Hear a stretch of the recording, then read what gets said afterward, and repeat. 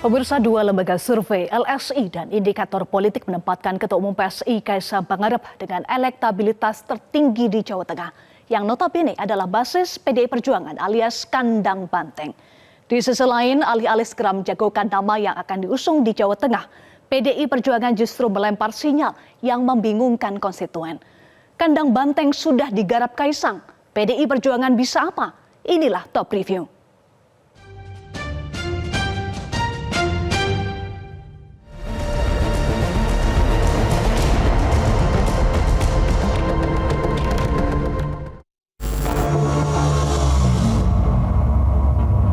Hari Jumat lalu, Ketua Umum Partai Solidaritas Indonesia Kaisang Pangarep belusukan dan menyapa warga Tanjung Priok, Jakarta Utara. Belusukan ini dilakukan di tengah ramai pembicaraan soal pencalonan anak bungsu Presiden Jokowi di Pilgub Jakarta. Ketua Umum PSI yang juga putra bungsu Presiden Jokowi Kaisang Pangarep disambut masyarakat dan para pengurus PSI. Terlihat warga bergantian foto bersama. Setelah itu Kaisang melaksanakan sholat Jumat bersama warga di Masjid Nurul Qulub. Kaisang menyebut kegiatan ini sebagai silaturahmi dengan relawan Presiden Joko Widodo. Meski rajin belusukan di Jakarta, Kaisang tetap tidak kompetitif. Yang mengejutkan, nama Kaisang justru punya elektabilitas tertinggi di Jawa Tengah. Seminggu lalu, Lembaga Survei Indonesia atau LSI merilis hasil survei elektabilitas kandidat di Jawa Tengah, dan hasilnya Kaisang Pangarep menempati urutan teratas. Dalam simulasi 6 nama, Kaisang Pangarep unggul dengan perolehan 25,6%. Disusul Kapolda Jawa Tengah Irjen Pol Ahmad Lutfi dengan perolehan 16,1%.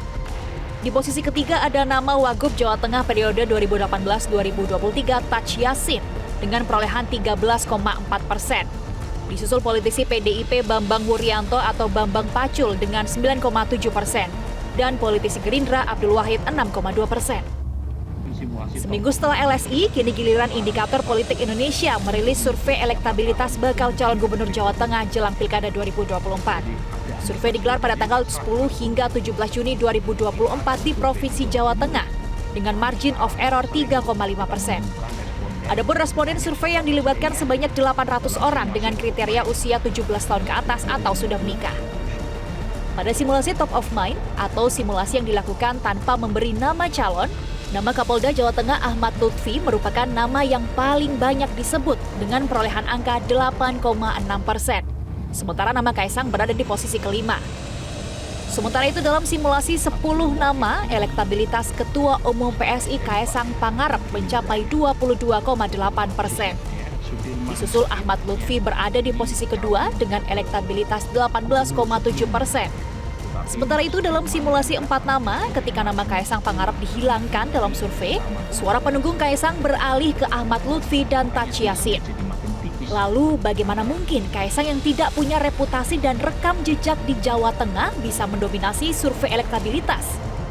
Direktur Eksekutif LSI Jayadi Hanan dan Direktur Eksekutif Indikator Politik Indonesia Burhanuddin Mutadi memiliki jawaban yang sama, yaitu karena Kaisang merupakan anak Presiden Joko Widodo.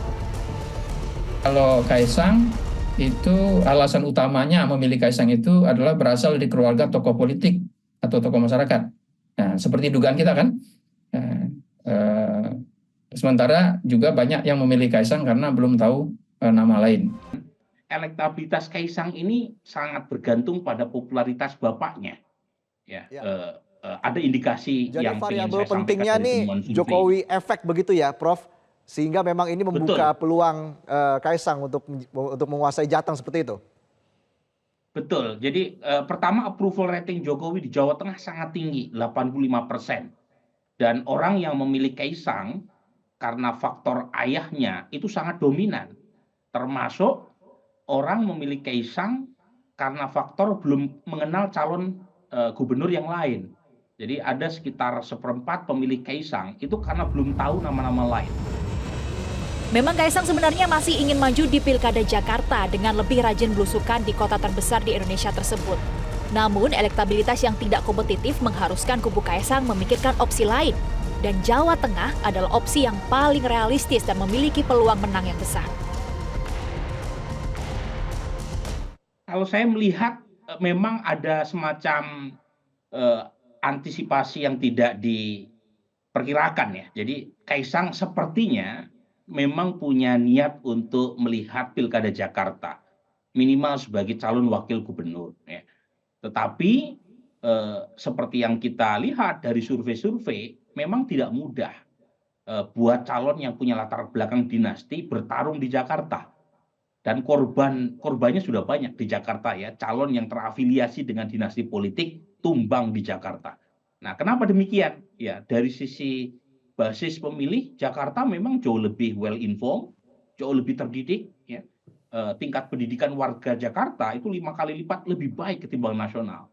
Secara elektabilitas, secara potensi suara, KP itu justru punya peluang di Jawa Tengah.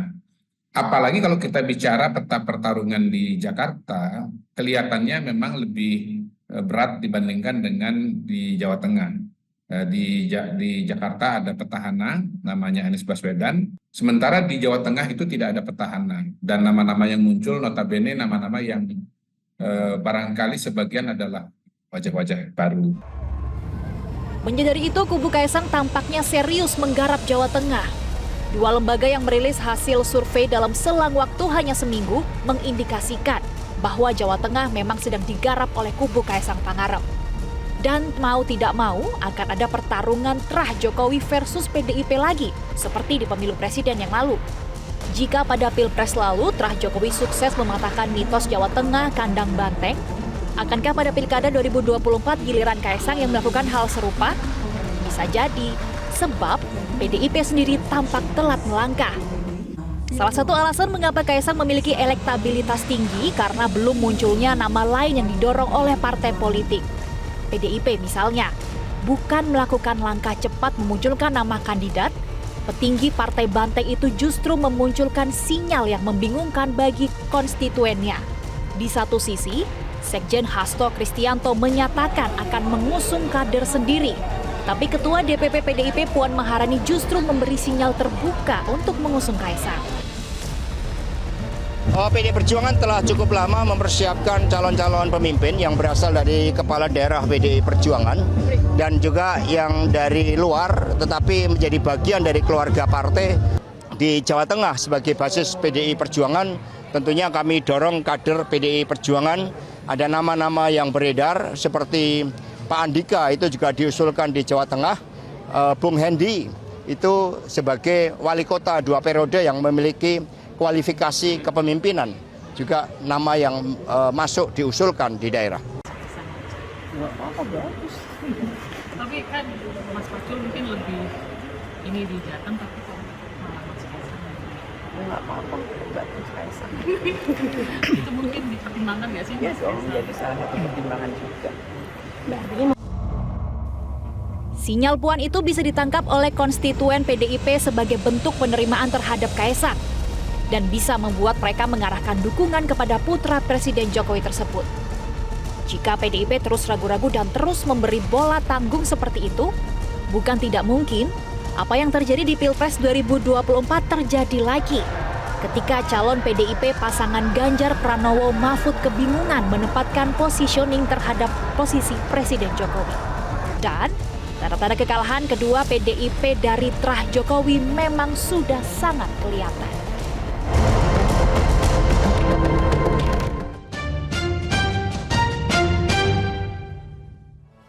Top News akan kembali usai jeda. Tetaplah bersama kami.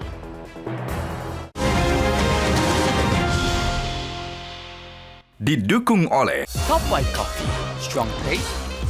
Jelajahi cara baru mendapatkan informasi. Download Metro TV Extend sekarang.